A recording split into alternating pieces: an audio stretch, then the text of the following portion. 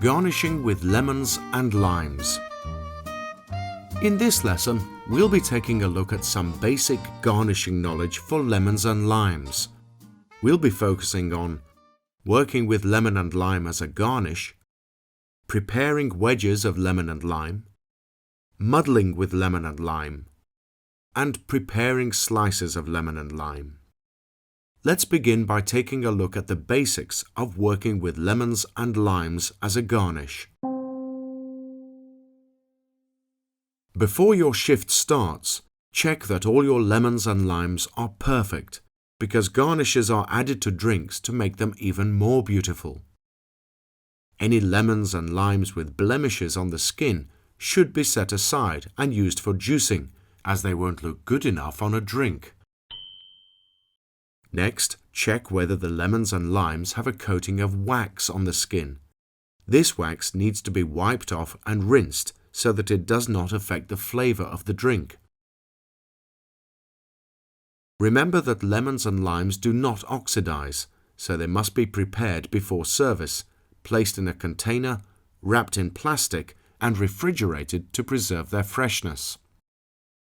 Now let's take a look at how to prepare wedges of lemon and lime.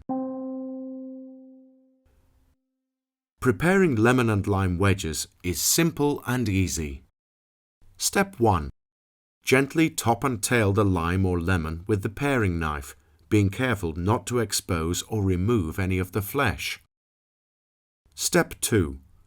Prop the fruit up on one of the cut tips. Step 3. Using your knife, cut the fruit from tip to tip. Step 4. Place the fruit cut side down on the board and cut the fruit in half again from tip to tip, leaving you with quarters. Step 5. Cut each quarter in half so that you have 8 perfect wedges of each. Step 6. Now the wedges need to be neatened up. Place the wedges cut side down on the board and cut off any pieces of pith, because they are unattractive and taste bitter. And step 7. Place the wedges in a container, cover tightly in plastic, and place it in a prep container in the refrigerator. When you need to garnish a cocktail with a wedge during service, this is how to go about it. Step 1. Lay the wedge skin side down on the board. Step 2. Run your knife 3/4 of the way between the skin and the flesh. Step 3. Cut 1/3 of the skin flap off so that it looks neat. And step 4. Prop the wedge on the rim of the glass so that the flesh of the wedge is touching the liquid. Next, let's find out how to prepare lemons and limes for muddling. Now that you know how to make wedges, preparing lemons and limes for muddling will be a piece of cake. Let's look at the steps to follow when muddling lemons and limes. Step 1.